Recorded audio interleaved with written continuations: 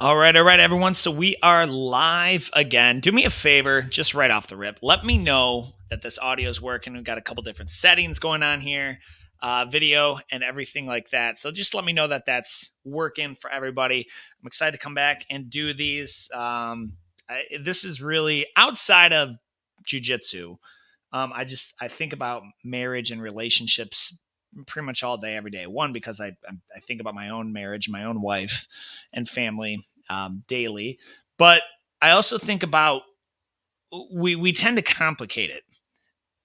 We tend to complicate marriage and what it takes. Like it's not easy. I'm not saying it's easy. I'm just saying it's not super complicated. We overcomplicate things when we start letting emotions get in the way. When we start dealing with feelings rather than data. When we start dealing with and we start kind of making up our own rules, right? So we're covering a lot of topics today. At least I'm going to try to cover a lot of topics today. And so we're not going to get to, if we don't get to all of them, just due to time, I'm going to cut it short and then we'll finish it next week. But I'm going to try to get through these as quickly as I can. So like I said, if the audio is working and you can hear this and everything's working, just go ahead and comment for me. If you're on YouTube, be sure to like and subscribe to that. That really helps me out with the views and subscribers as well. If you're on Facebook seeing this and you haven't followed me yet, and you're watching this and you want to watch it, follow me. If you don't want to follow me, then don't follow me as well. So we're going to get right into the entrepreneur myth. And this is the myth that I call, it's like a teeter-totter, right?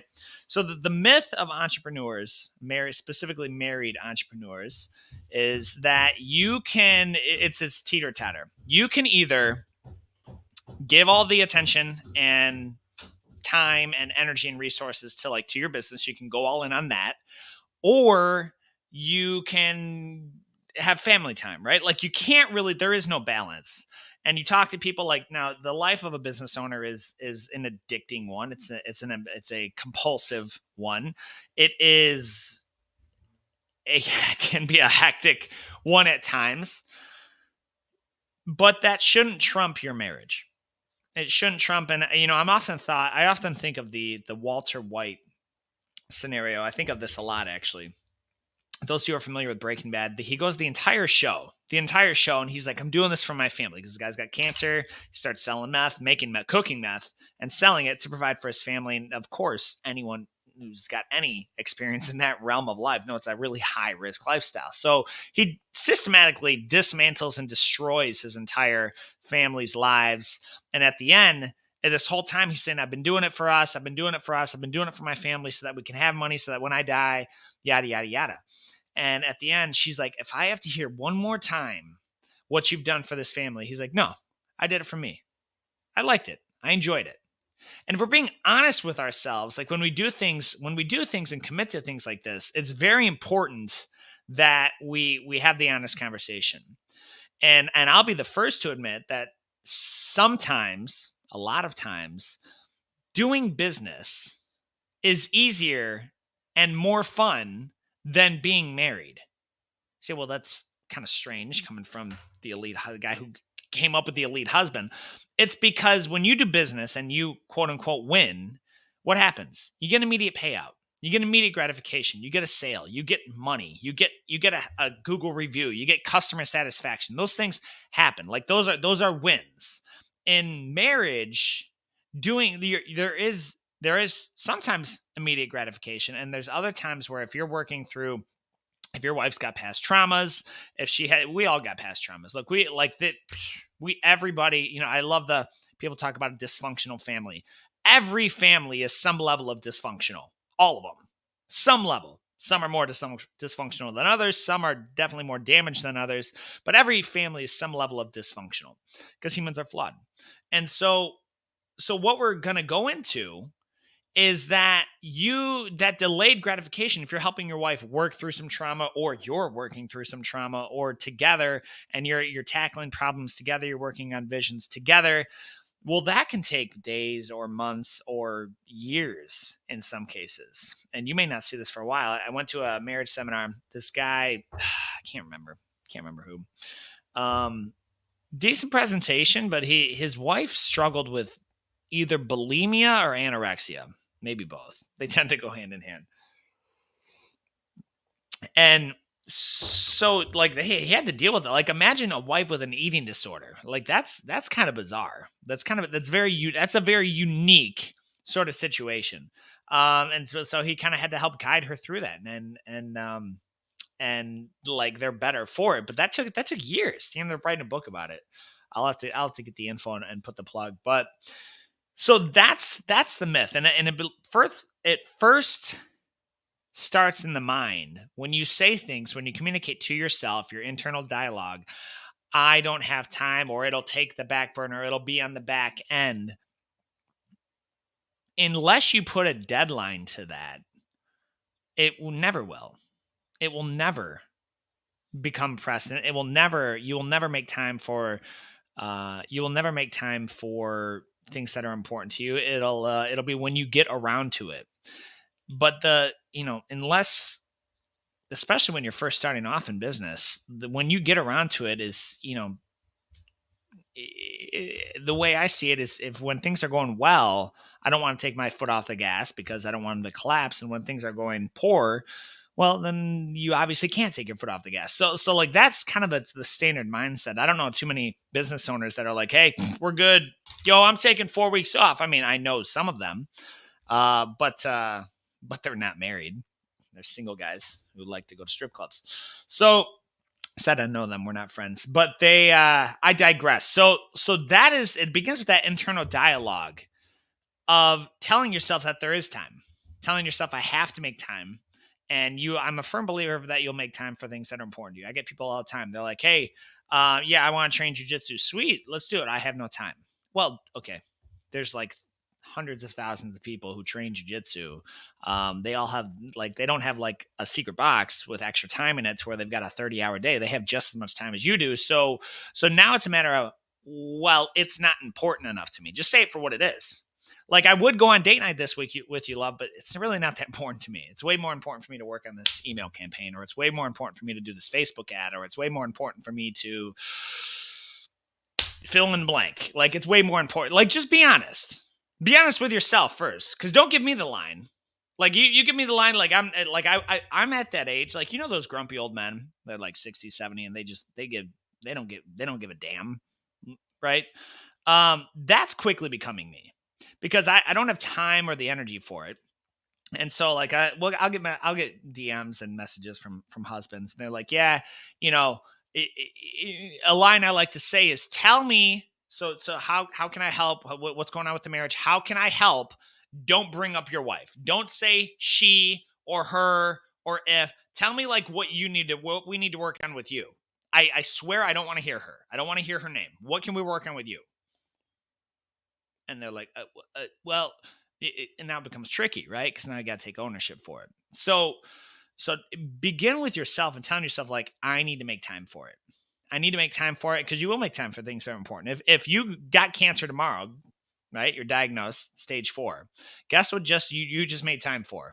You just made time for a lot of doctor's appointments, a lot of research, a lot of energy. Like you just made time for something that was really, really pressing because it was on fire. And that's a lot of times. I deal with a lot of business owners. Talk to a lot of business owners. We like the tendency is that you go around putting out fires, like something that's important and urgent. You never really get a whole lot of foresight to work on the things that are important and not urgent. That's ideally where you want to be spending your time. So that is the first challenge. Is I challenge you to convince yourself and just say it for what it is. Like when you don't do date night, I recommend date night every single week. If date night is a 2-hour walk and you don't have the money to go out to a nice restaurant, then it's a 2-hour walk. If it's a boat ride, it's a boat ride. On like a kayak, I'm talking about. I'm not talking about a yacht. If it's Coney Island or diner food, or preferably not fast food, but like a cup of coffee, then that's what it is. Like what you're doing is way more important than where you're doing it at. So that's what I would say. If you don't have time, if you don't make time for that, then it's not a priority for you. And you can say, well, the kids and the kids are busy. And listen, kids will keep you busy, but kids aren't going to be around after about two decades, usually. So moving on to sex. Okay. it seems like in all of these marriage groups that I'm in, and I'm getting ready to leave several of them because it's turning into like a he cheated or she cheated. What do I do? Or he or she wants nothing to do with me physically. Like they never want to touch me. What do I do? Or, I want more sex, but I don't get it. What do I do? Like it's a very rare one. And so I just want to start off by saying that America, probably worldwide, but for damn sure America, is as a culture, we are addicted to sex. We're a sex addicted culture, sex craved culture. And I immediately want to say right after that, sex is vitally important to your marriage. Okay, a sexless marriage is a terrible thing. You're opening the door to adulteresses and other women to go kind of scratch that itch somewhere else. You notice I didn't call sex a need. I don't believe sex is a need. I believe sex is heavily important to a marriage, but let's just say you get in a car accident, your wife is now paralyzed. She's incapable of having sex. Well, does that mean like, so what? Like you'd be like, hey babe, I'm sorry, but if it's a need, if it's truly a need, just like food and water, then she'll understand, hey, I have to go meet this physical need with somebody else because you can't do it. And you could say, well, that's awful. Yeah, that is awful because it's not a physical need. Food and water is a physical need. Like that's a physical need. I would even like a roof over your head. I mean, you can live without it, but it certainly makes life easier. So that's a physical need. Like sex is not a physical need. There are plenty of people who have lived their entire lives without sex, and so it's important to marriage. But like, it's important that we don't call it a physical need, because if you say something is a need enough, then guess what? It becomes true, and then you will do whatever is, it becomes true in your psyche that you will do whatever is needed to meet that quote unquote need. So call it what do you want to say? I have wants, I have desires. Call it that instead.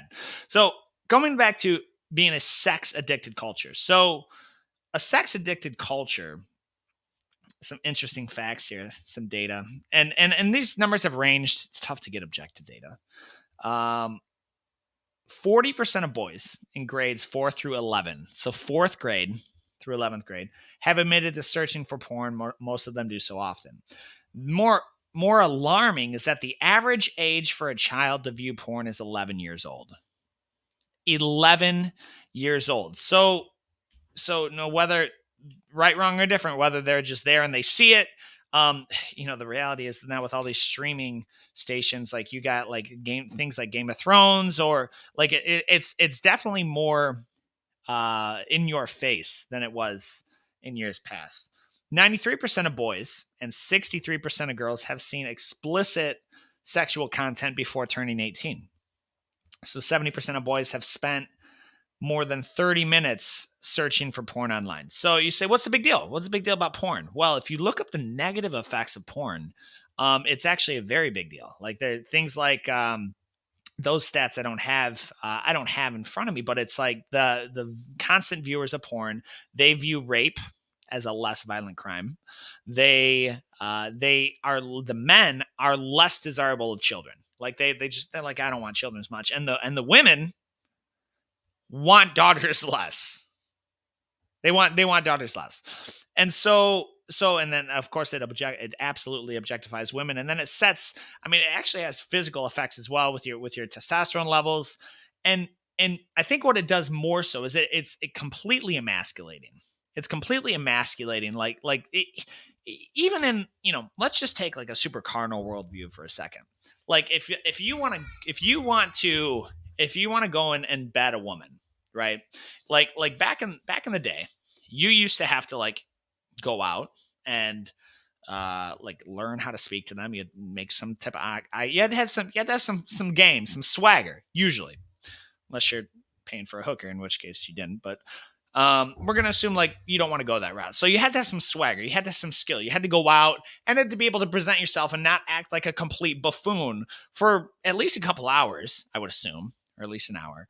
But now it's just gotten really sad. Like it used to require a certain level of skill, persona. Like there used to be you used to have to require some type of desirable trait to hook up with a woman. It's not so much that way anymore. I mean, we got apps that are literally like, hey, like again, because it's a need now. It's a need. It might as well be like Grubhub. Like, well, oh, I need food right now. I'm gonna go ahead and order it. And I swear I've only seen it like as it's heard. You swipe left, swipe right on apps like Tinder or the like. And then, so now it's like, oh, okay, literally our sole purpose is to hook up and get some release. And that's it. I never want to see you again. Very much like I'm going to eat this food and then throw it away. Okay. And that has so now there's actually absolutely a sexual and chemical bond that happens between every person you have sex with, every single person. And so there's the Bible says there's actually a spiritual bond between them too. So you have sex with a hooker. Guess who you're spiritually bound to? A hooker, right? And so if you've got 10 sexual partners, you're spiritually bound to 10 different women. And so that's why sex is so important in the marriage, because you're spiritually bonded to your spouse. That's the way God designed it. It's the way it should be. When you go outside of that, it's just crazy things in these groups. So they talk about open marriages and like hall passes and these wild, or my personal favorite is bringing people into your marriage. Just what a train wreck. And you can say, well, that's dumb. How can people do it? It's really simple. If you have no guidelines for how you should be behaving, how you should conduct yourself, for what proper living is, well, now it comes down to your narrative. What do you believe is right? What do you believe is okay? What do you believe? Like, is there anything that's wrong? Like, is there anything that's wrong? Is rape wrong? Maybe, well, you say, of course rape's wrong. Prove it. Like, I mean, what's your basis? Like human nature? Human nature has proven that like we're pretty debaucherous. Like let's be honest. So it's pretty debaucherous. So don't say like human nature, because like, I mean, there were 4 people on the earth. One of them was a murderer. So don't say human nature. Let's say, well, it's common sense. It's not really common sense either. Talk to Jeffrey Dahmer. Like you talk to like a sociopath, and they have no idea what like their definition of what's right or wrong. Like they have no concept of it. And so I bring that up because I want to point out something, that the role that sex plays in your marriage is a manifestation of how you are connected emotionally and mentally and spiritually as a couple. Like it's all of the external things, the before foreplay, the pre-foreplay, if you will.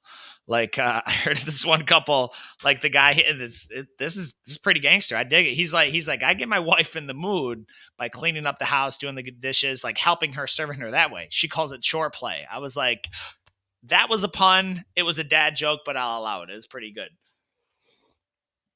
And so the before foreplay, what do you do? How do you talk to somebody? Right? How do you talk to somebody that, what are you doing for your wife? Are you literally just like ask her, like you just go up to her and say, hey, you want to get down, when she's in the middle of helping the kids, doing the dishes, making dinner? Maybe she just got home from work if she works, if she's she's on a call, whatever it is, like you have to meet those needs. There are other real needs, right, that she needs. There are other things like she might need some time to decompress. She needs sleep.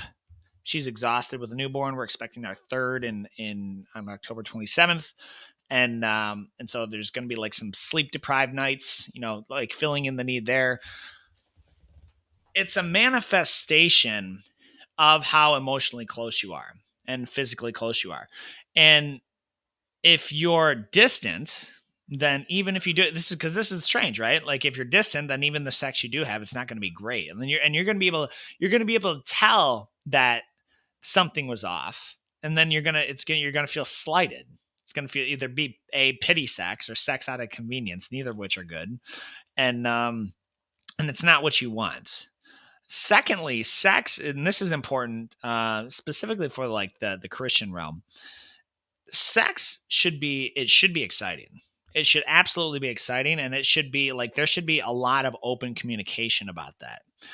Too many times I think that there's like, specifically men, they have what we'll use. They have desires They have, what, for lack of a better term, they'll call it fantasies, or like kind of things that they want to try out, but they either A, think it's wrong. And we're talking obviously with their wife.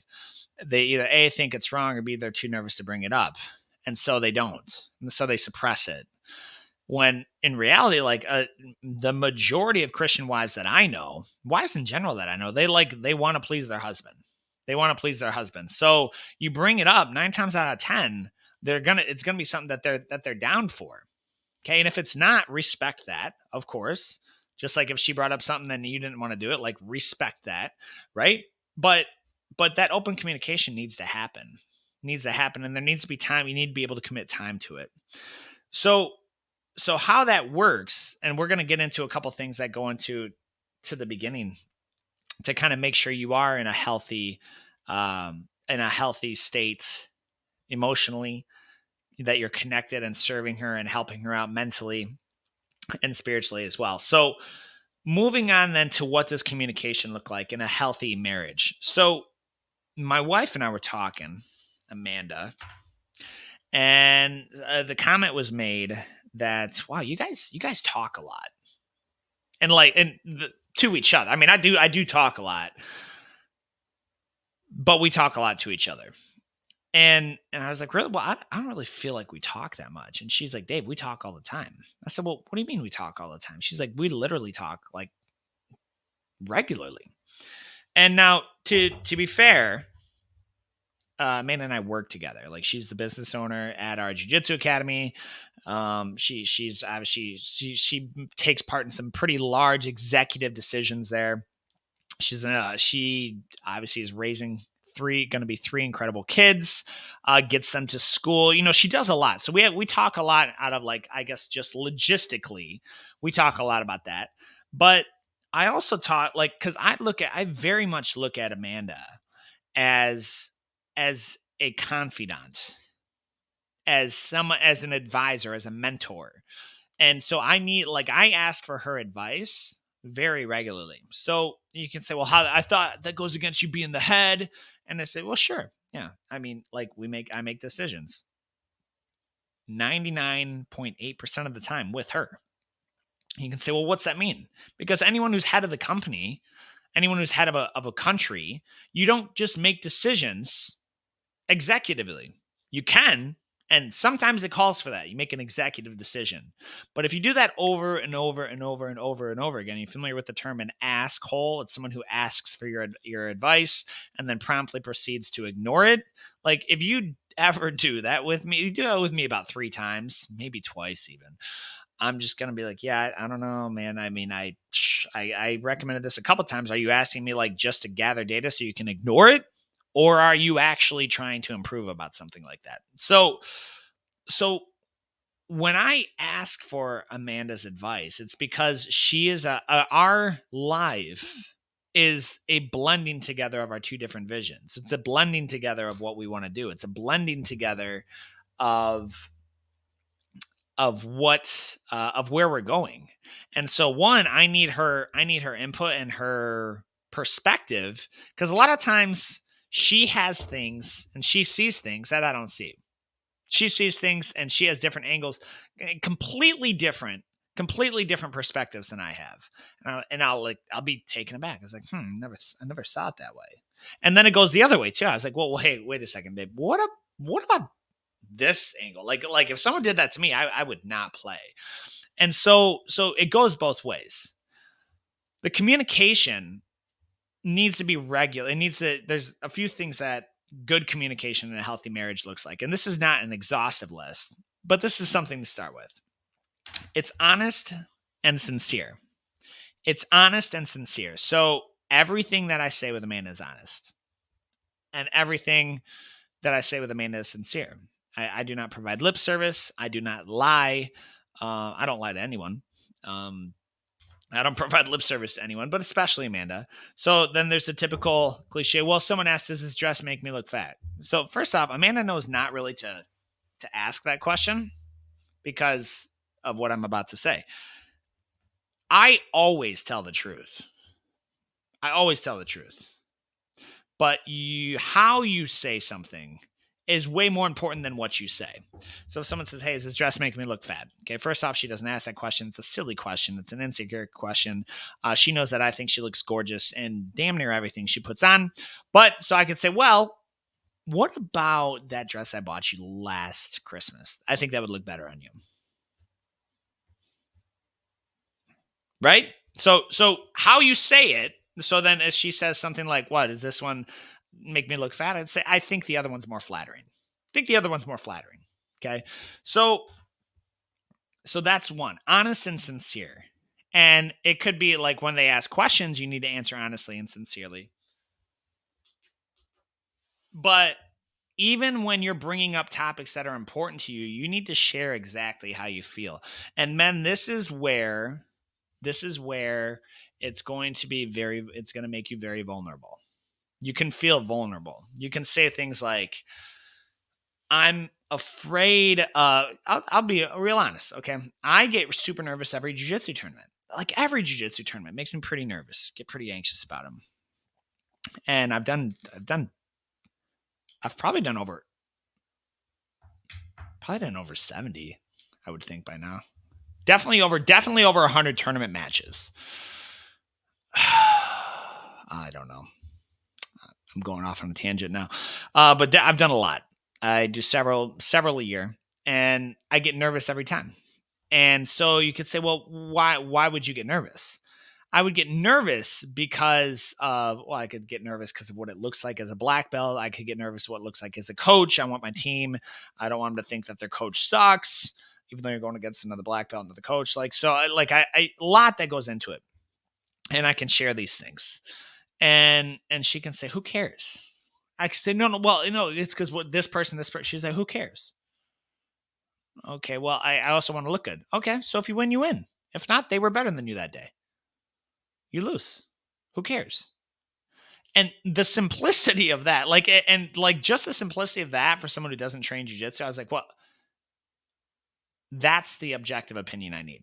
And so it's going to require vulnerability though. Like you have to be sincere and honest. Like it requires vulnerability. That's the first part of communication. Secondly, it's empathetic. So when someone's communicating back to you, when she's communicating back to me, and she talks about all of these things about pregnancy. And contrary to popular belief, I've never been pregnant. And so I have no idea what that feels like. I have no idea what it feels like to, in terms of pregnancy and delivery, I have very little involvement other than being there to provide, what is needed to make a baby. And when, of course, they come out. But other than that, I don't have any part in the actual, growing of the baby. So I don't understand what that feels like. I don't understand when the baby kicks. I don't understand what it feels like to miscarry. Now, granted, we've had 4 miscarriages, so I understand it as a father's perspective, but I don't understand. I can't fully empathize with that as a mother's perspective. And I tell her that. I say, I can't fully understand what you're going through. I don't downplay it, but here are my thoughts on it. Okay, here are my thoughts on it. And then you say it like that. You don't. Never, ever, no one should ever give unsolicited advice to someone's personal situation.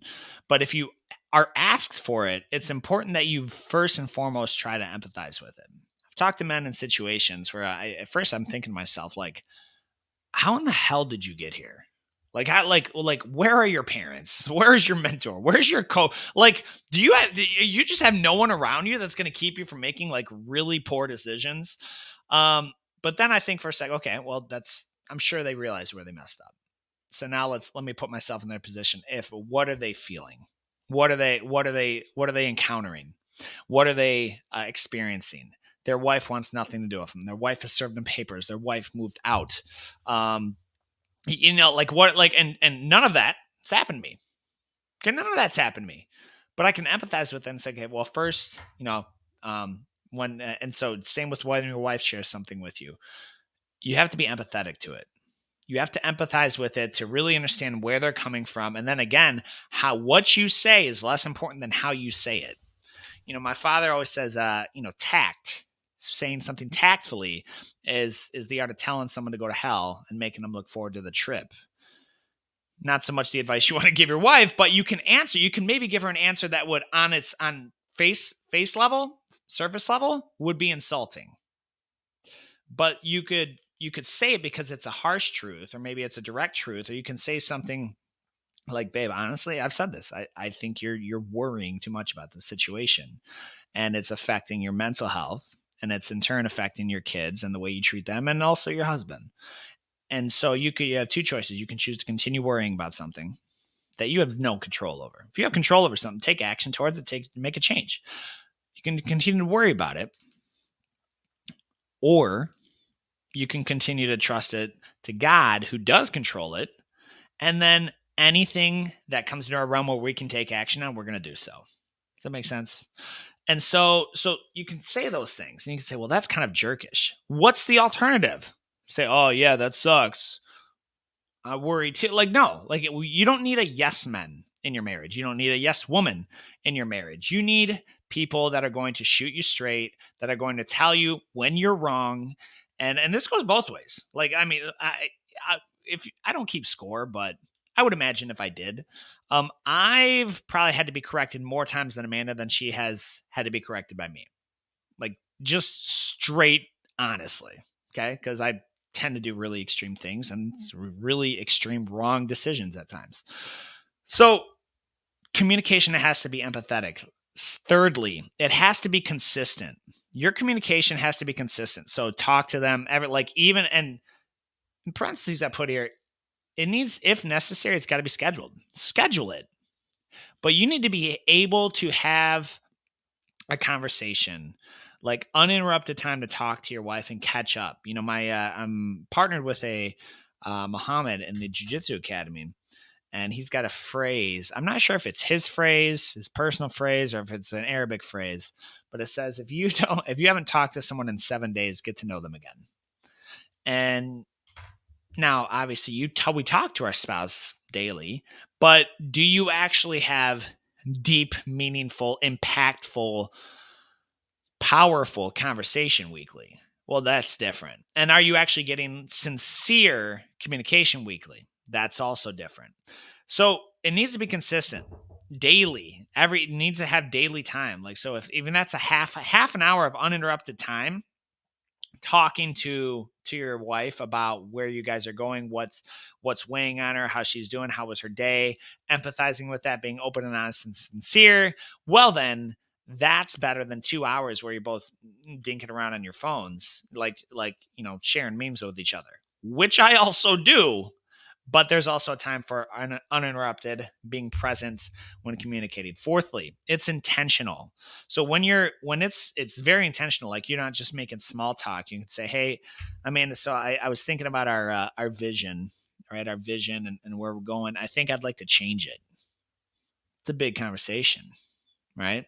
Or, hey, Amanda, I need your advice. Get this, guys.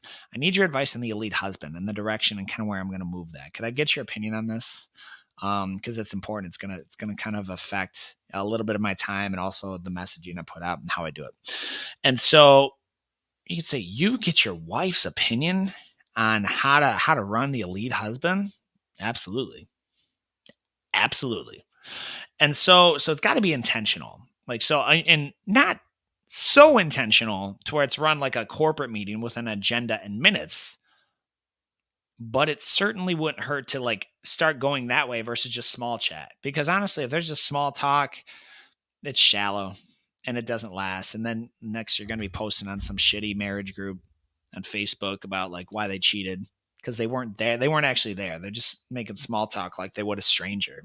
And him, nodding along, saying, yep, I understand that, when it's, when the social cues give way, and that's it. So, and then lastly, it's productive. So like you actually like, I'm very much like, if I'm going to take time to have a conversation with you, I'm looking to get something out of it. Like if I have too many conversations with someone to where it's just nonsensical, like I always think of like college, like you ever meet these like college frat boys and it's just like nonsensical laughter and they're having a good time, but they're not talking about a damn thing. It's like, bro, you've been here talking for a half hour and you haven't said anything. Like I maybe Maybe. I'm at the point in my life where that's just something I'm not interested in. Something I'm not interested in.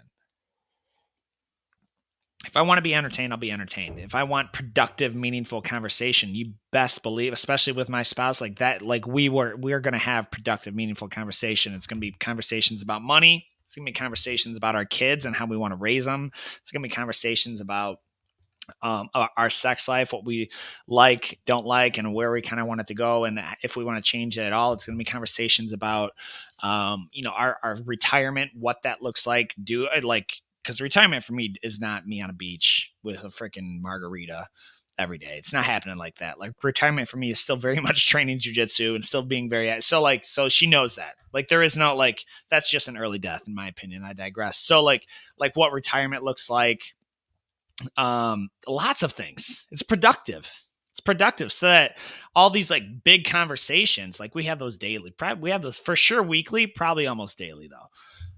So to recap, that communication, and this is not exhaustive, but communication in a healthy marriage, it's honest and sincere, it's empathetic, it's consistent, it's intentional, and it's productive. And moving right along, because I think it should be coated with this, humility should be coated with humility. What does humility look like in a marriage? In a healthy marriage, I should say. Well, humility forgives. Number one, humility forgives. Always.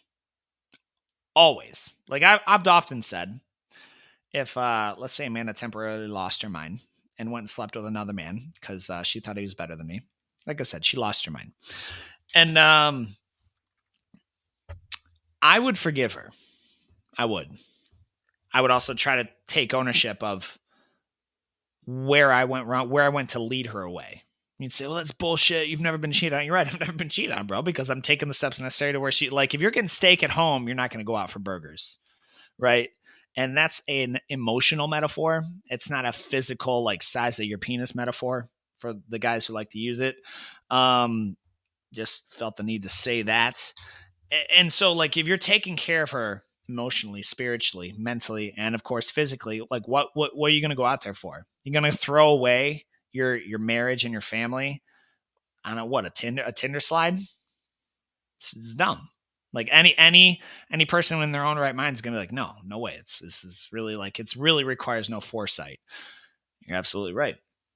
So, but forgiveness. So forgiveness. And it goes, I said this last week, it goes both ways. It's forgives quickly and asks for forgiveness quickly. It goes both ways. So like, it's not so prideful to say, well, no. This, I'm holding on to this one because this is a real dick. Like, bro, like once you understand how much you've been forgiven, if you're a Christian and a believer, like once you understand how much you've been forgiven, you will not hold on to anything, any offense. There is going to be no offense that's too large. And so like, again, like I forgive. I've said it before, Amanda has to forgive me more than I have to forgive her, but I also ask for forgiveness quickly. Talking about that communication, being honest and sincere, I will not ask for forgiveness if I don't think I'm wrong. I won't, because then you're providing lip service now. And then you get into the realm of like just being kind of like this sort of whipped poor shadow of a man, right? Like, so like if she's like, well, you always think you're right. I do always think I'm right. I mean, if you think about it, that statement, everybody thinks they're right. Who takes an action is like, you know what? I know I'm wrong on this shit, but I'm doing it anyway. Like, who does that? Like, we all think we're right. So it's not like now the question is there a chance I could be wrong? Well, yes, but you're going to have to show me. You're going to have to show me where I'm wrong. Or tell me how I'm wrong. And so if you can't provide like scripture of like, this is where it was outlawed in God's word, then fine. Like you can say, well, here's how you made me feel. Equally wrong, guys. I could say one thing to one person, they don't feel that way. I'd say the other thing to Amanda, and it hurts her feelings, and it hurt her, and now she's pained. That's wrong. Like you need to ask for forgiveness for that. You can say, well, that's her fault. Yeah, sure, probably. I mean, like that's not her fault, but that's how she takes it. And it's your job to protect her emotionally. And I'll add this, understand what those cues will look like for her. So it's to understand what that looks like. Secondly, what does humility look like? It doesn't take into account wrongs endured. So once you've forgiven, and I have, I'm alone in this probably. I don't remember the wrongs that Amanda has done to me. Like I don't remember times I've been wronged. When I forgive someone, when I forgive Amanda of something, it never comes up again. We never bring it up again. Maybe in jest, to the day. I swear to you, our greatest marriage fight was about something to do with a bag of Doritos, and I can't remember the full situation of it, but we joke about it. But I never bring up, if we're in a fight, I never bring up, well, you did this however long ago, because what that shows is A, you didn't really forgive her for that, and B, that you're holding on to it as if a bullet locked in the chamber, waiting for the perfect time to pull the trigger and harm her. That is vindictive. That is malicious. That is it's messed up, bro. Like, to say the least. That will destroy all types of trust that you might have built up until that point. And it's just a rule. We don't do it. We don't do it. And if we bring up, you stop them right there, be like, babe, that's really painful that you brought that up. Why'd you bring that up again? You apologize, or you forgave me for that. I apologize. Like, that should have been left in the past. When you start bringing up past dirt, there is no productive value to that. None. Zero. You need to have amnesia when it comes to wrongs to you that have been forgiven. Thirdly, it's considerate.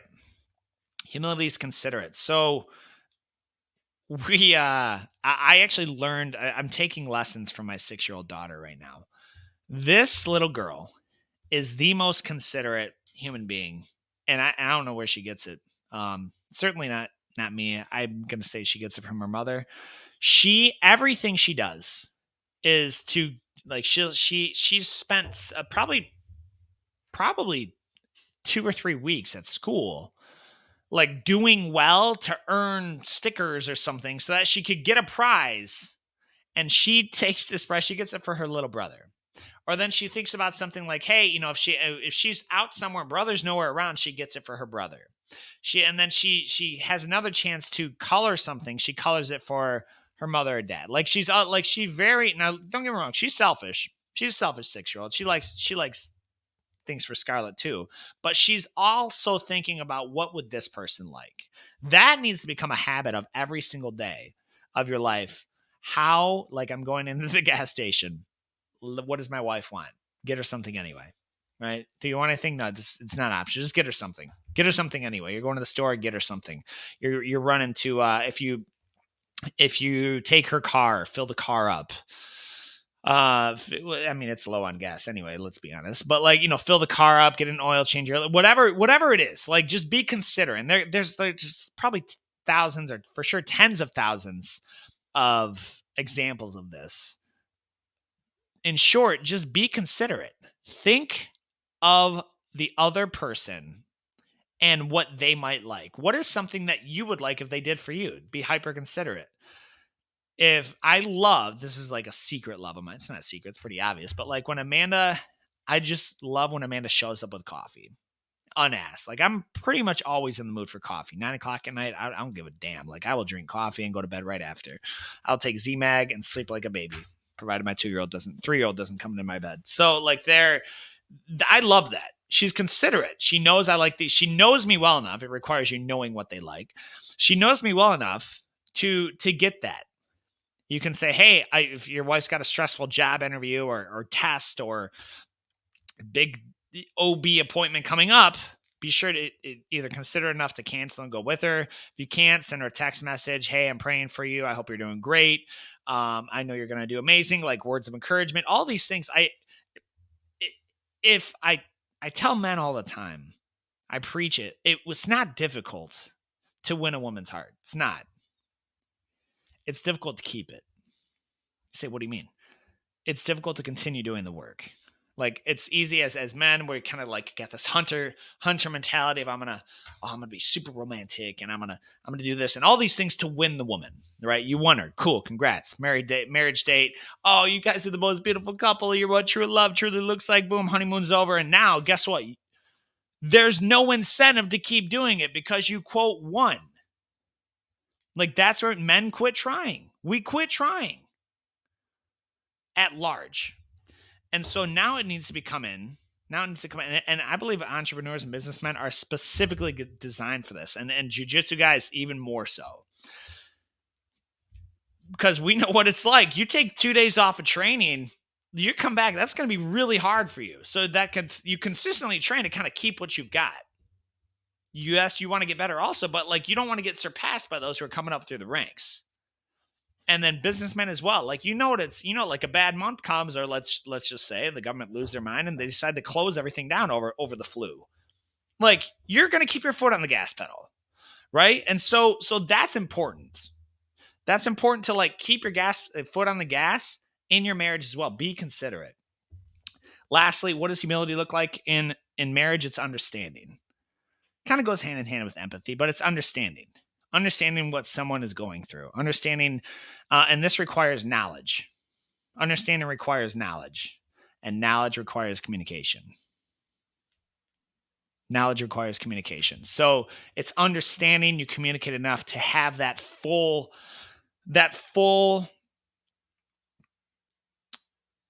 picture, that full data to know what they're feeling, what your wife is feeling, what your spouse is feeling, and how to behave accordingly, how to react accordingly, how to treat them and what they might need in an understanding manner. If they're fatigued, okay, like some of the expectations Man and I have set up is that she makes dinner for me because I'm working late. She's also due in a month. So if there's no dinner when I get home and she's passed out on the couch, what am I going to do? Throw a hissy fit? Are you out of your mind? I'm not 6 years old. I'm not a 6-year-old throwing a temper tantrum.